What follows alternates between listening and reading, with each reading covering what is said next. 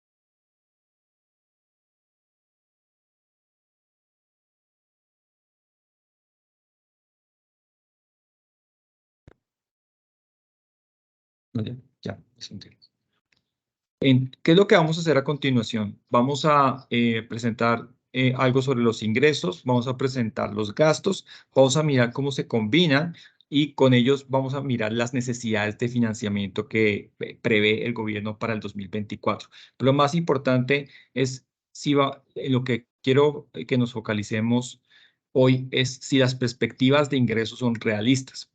Porque si unas perspectivas de gasto con las cuales se va a presentar el presupuesto general Nación del 2024, esas perspectivas de gasto deben estar financiadas y deben estar financiadas o bien por ingresos o bien por endeudamiento.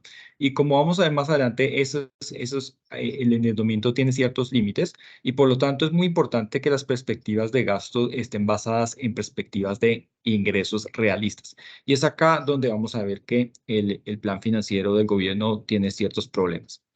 Entonces, ¿qué perspectivas tiene el gobierno respecto al aumento de los ingresos de 2023 a 2024? ¿En cuánto van a aumentar los ingresos de este año al año siguiente? El gobierno espera que los ingresos totales del gobierno nacional central aumenten en 22 billones de pesos, que son más o menos 1.2 puntos del PIB. ¿Cómo están desagregados estos ingresos totales? Pues desafortunadamente los ingresos de capital disminuyen en casi 5 billones, que se explica más que todo por la reducción de las utilidades de Ecopetrol, y esos son 0.3 puntos del PIB menos. Los ingresos tributarios no presentan ninguna variación, pero la mayor variación está en los ingresos tributarios. Son casi 27 billones de pesos más, lo que equivalen a 1.6 puntos del PIB. ¿Cómo está desagregado ese aumento de los ingresos tributarios? Pues hay básicamente 5 elementos, pero quiero resaltar los dos primeros. El primero es lo que se denomina fortalecimiento institucional, que representa 13 billones de pesos o 0.8 puntos del PIB. ¿A qué se refiere fortalecimiento institucional? Se refiere a las medidas que está tomando en este momento la DIAN para ampliar su planta de personal para convertirse en una institución más moderna con el fin de disminuir la elusión y la evasión. Ese es el propósito ese es el propósito de ese fortalecimiento institucional y la expectativa que tiene el gobierno es que con ese fortalecimiento se recauden 13 billones de pesos o 0.8 puntos del PIB. Sobre eso vamos a hablar más adelante. Y otro elemento es el arbitraje de litigios. En este momento la DIAN tiene represados 27 billones de pesos en litigios. Eso, y la perspectiva que tiene el gobierno es que para el 2024 puedan recaudar 15 billones de pesos o 0.9 puntos del PIB. Sumados, eso da más o menos 28 billones de pesos. Esos dos elementos, fortalecimiento institucional y el arbitraje de los litigios que tiene la DIAN, tiene expectativa de que se sumen 28 billones de pesos, lo cual corresponde a 1.7 puntos del PIB.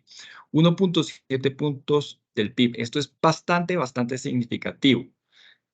Es casi 30 billones de pesos. Es, mejor dicho, casi reforma tributaria y media. Y la perspectiva que tiene el gobierno es que mediante estas dos herramientas, el fortalecimiento institucional de la DIAN y el arbitraje de los litigios que tiene la DIAN, se haga lo equivalente a reforma tributaria y media. La pregunta es si esto es realista o no. Pero antes de discutir sobre la validez o no de estos pronósticos en los aumentos de los ingresos, quiero mostrar qué pasa con el gasto. El gasto se quedó.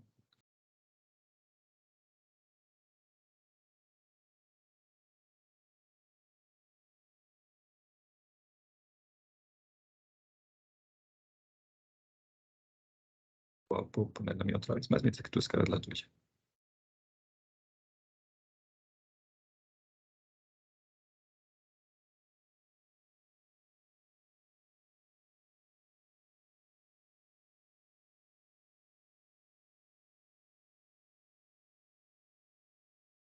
¿La tuya?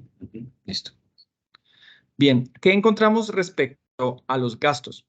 Básicamente vemos que el gasto total del Gobierno Nacional Central aumenta en 1.4 puntos del PIB, más o menos 25 billones de pesos, que en intereses, desafortunadamente, por el aumento de las tasas de interés a nivel global, se pagan 3.6 billones de pesos adicionales en intereses. Todo esto son gastos adicionales y que el gasto primario aumenta en casi 22 billones de pesos. El aumento en el gasto primario, es decir, todo el gasto que no sea pago de intereses, aumenta en 22 billones de pesos o 1.2 puntos del PIB.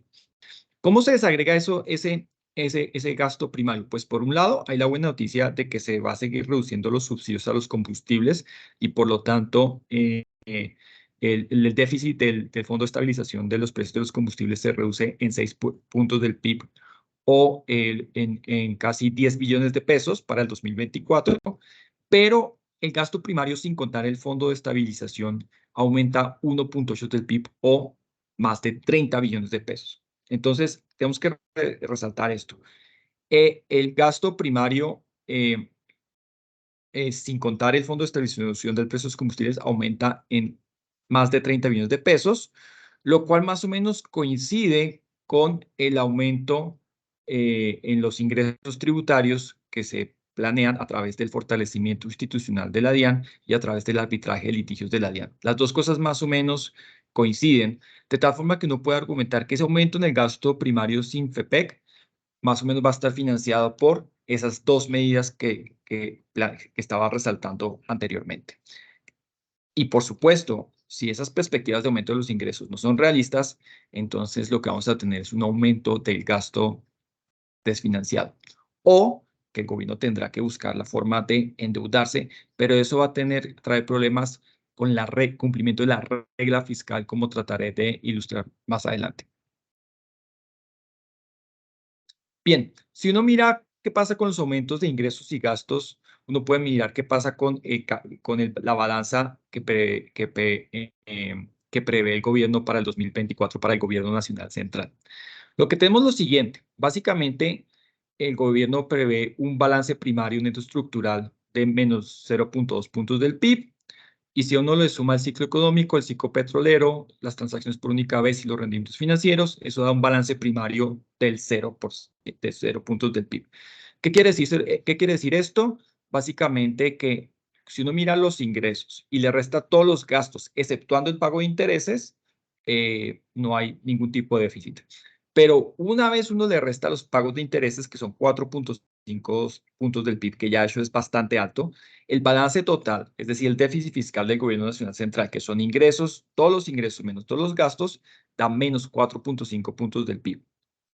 Esa es la perspectiva que tiene el gobierno para el 2024. Bien. Ahora es momento de hablar sobre la regla fiscal, porque la regla fiscal básicamente pone unos límites al balance primario neto estructural y por lo tanto, una vez uno tiene en cuenta todos estos elementos transitorios y uno tiene en cuenta el pago de intereses, la regla fiscal implícitamente también pone un límite a el balance total. ¿Y qué dice la regla fiscal? La regla fiscal dice que para el 2024 el balance total no puede ser inferior a menos 0.2 puntos del PIB. El déficit no puede ser más grande de 0.2 puntos del PIB. Y por lo tanto, uno tiene en cuenta estos elementos cíclicos y el pago de intereses, el balance total consistente con la regla fiscal es de menos 4.5 puntos del PIB.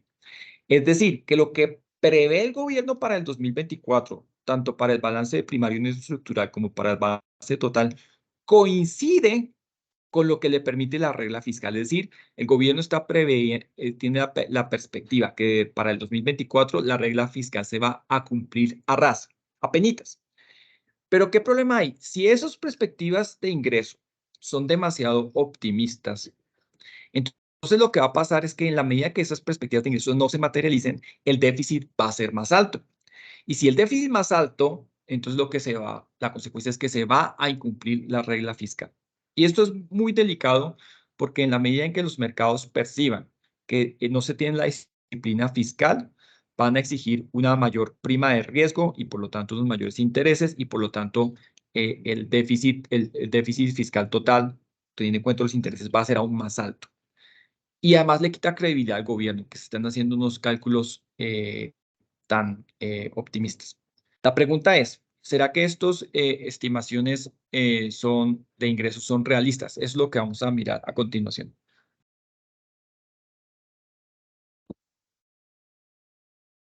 Antes de eso, también quiero resaltar lo siguiente, que nótense que si uno compara las perspectivas de comportamiento de la deuda hace 6 meses con las perspectivas de comportamiento de la deuda hoy, hace 6 meses teníamos una tendencia decreciente en la deuda.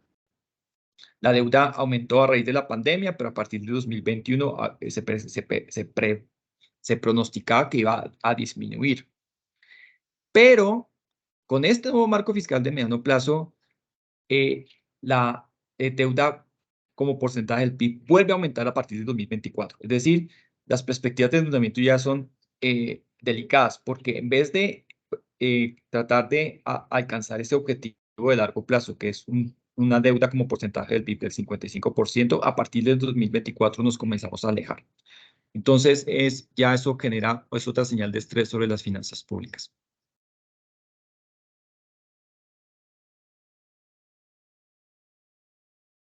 Bien, y como señalé anteriormente, vale la pena mirar si vale la pena resaltar varias cosas. Primero, la regla fiscal se está cumpliendo de manera muy estrecha, aún con las perspectivas de ingreso que están en el documento. Pero si uno comienza a mirar esas proyecciones de crecimiento en el ingreso, uno comienza a formularse preguntas. Primero, ¿está en los 0.8 puntos porcentuales del PIB o los 13 billones de pesos que se piensan recaudar a través del fortalecimiento institucional de la DIAN? El documento dice, por ejemplo, que se va a hacer una inversión de 1.8 billones de pesos anuales.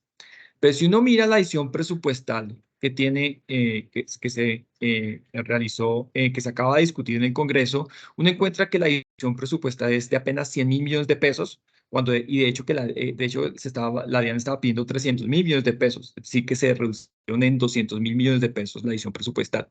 Y por lo tanto, uno se pregunta naturalmente que realmente no se está haciendo lo suficiente para el fortalecimiento institucional, al menos este año, 2023. Y si no hay un suficiente fortalecimiento institucional en 2023, ¿cómo es que se piensa recaudar 0.8 puntos más del PIB en el 2024? Honestamente, no tiene ningún sentido, especialmente teniendo en cuenta que la ampliación de planta, la capacitación del personal, las necesidades de infraestructura física y tecnológica toman tiempo. Honestamente, estos 13 billones de pesos adicionales no son realistas, dado el comportamiento que ha tenido, dada la dinámica tan lenta que tiene en este momento el fortalecimiento institucional de la DIAN. Entonces, acá hay un gran problema porque esto es 0.8 puntos del PIB, casi un punto del PIB, que no se sabe bien de dónde va a salir ese dinero. El segundo punto es si ese arbitraje de litigios que piensa hacer la DIAN tiene algún futuro. En la actualidad, básicamente, hay unos procesos jurídicos donde la DIAN se demora más o menos 8 años en recuperar el dinero. Y eso teniendo en cuenta que no siempre tiene éxito. Ahora bien, en este momento, esos litigios ascienden a 27 billones de pesos. La DIAN dice que para el 2024 se van a recaudar 15 billones de pesos. Eso quiere decir que suponiendo que la DIAN tiene una tasa de éxito del 50%, es decir, que recupera la mitad de la plata, básicamente todo lo que toma normalmente 8 años, ahora la DIAN piensa hacerlo en un solo año. En un solo año piensan cerrar todos los litigios que tiene la DIAN pendientes. ¿Es eso realista? Más teniendo en cuenta que para que en vez de hacer un proceso jurídico se haga un proceso de arbitraje, se tiene que construir un marco legal. Y construir un marco legal es muy complicado, especialmente teniendo en cuenta que hay una contraparte que son los particulares que supuestamente le den dinero a la DIAN, que de pronto tendrán objeciones jurídicas respecto a esos mecanismos. Entonces, si no hay un marco legal claro para recuperar sus dineros, ¿cómo es posible que se piense recuperar todo ese dinero de manera tan rápida? Esta proyectiva de crecimiento tampoco es realista. Además de todo, esto es un ingreso que se obtendría solamente una vez, mientras que los aumentos del gasto son aumentos de gasto permanente. Entonces, si uno suma las dos cosas, uno tiene 1.7 puntos del PIB, o sea, casi 30 billones de pesos, de proyecciones de ingresos adicionales que no son realistas. Y si esas proyecciones de ingresos no son realistas, lo que uno tiene es que ese aumento en el gasto primario, sin contar el Fondo de Estabilización de Precios de los Combustibles, va a estar desfinanciado. Y si está desfinanciado, la única forma es buscar el endeudamiento. Y si se necesita un endeudamiento más allá del proyectado, la situación de las finanzas públicas va a ser aún peor de lo que se proyecta en el documento. Y más grave aún, hay claras señales de que no se va a poder cumplir la regla fiscal en el 2024. ¿Cuáles son las alternativas? Pues las alternativas que necesitamos un balance primario, un mejor balance primario. ¿Qué quiere decir un mejor balance primario?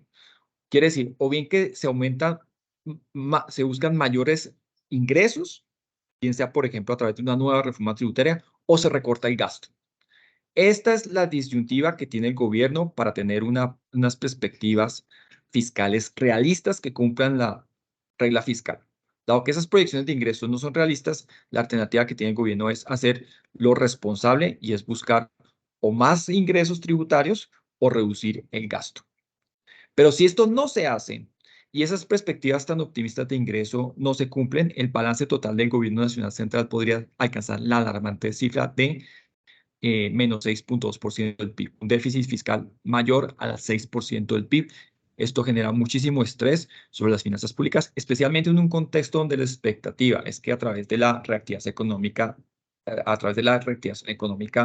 después de la pandemia, se esperaba que los déficits se redujeran de manera desacelerada.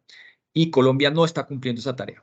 No está cumpliendo esa tarea porque está aumentando el gasto y está aumentando el gasto basando en perspectivas de ingreso que no son realistas.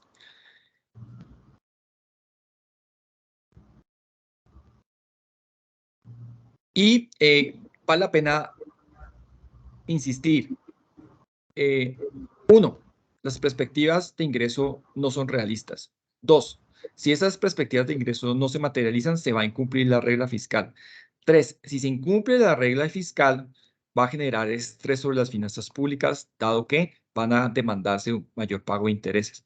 Cuatro, lo que tendría que hacer el gobierno es no tratar de inflar sus perspectivas de ingresos, sino más bien buscar un aumento de ingresos realistas, como por ejemplo puede ser a través de una nueva reforma tributaria, o bien a través de un recorte y recomposición del gasto. El gobierno tiene que pensar en la forma de recortar los gastos sin sacrificar sus objetivos de política, pero para eso sería muy importante que el gasto fuera mucho más detallado, y desafortunadamente en Colombia tenemos la tradición de que el presupuesto general de la nación no está lo suficientemente desagregado para identificar cómo nos gastamos en cada programa, en cada proyecto, cuánto se gasta peso por peso los recursos públicos.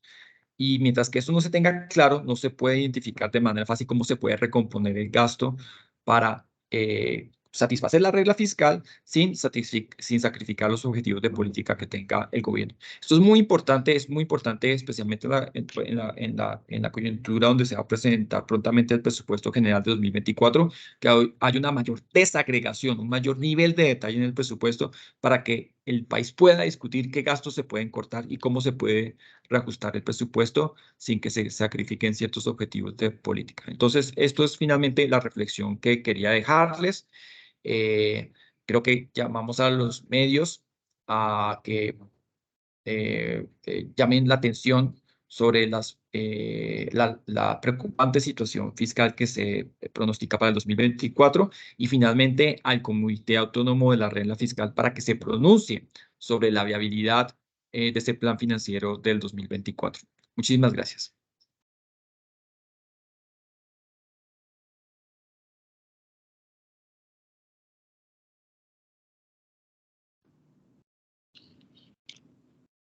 Oliver, muchísimas gracias por la presentación y muchas gracias a las personas que nos acompañan. Los invito y las invito a que nos compartan sus preguntas o a que conozcan igualmente este documento que compartiremos en nuestras redes sociales y estará colgado en nuestra página web para que lo puedan socializar y lo puedan estudiar. La idea es que nos puedan consultar y podamos conversar acerca de este proyecto, de este documento presentado recientemente por el gobierno. Nosotros quedamos atentos y dispuestos a resolver sus dudas. Esperamos que tengan un feliz resto de día y muchísimas gracias por acompañarnos. Muchas gracias.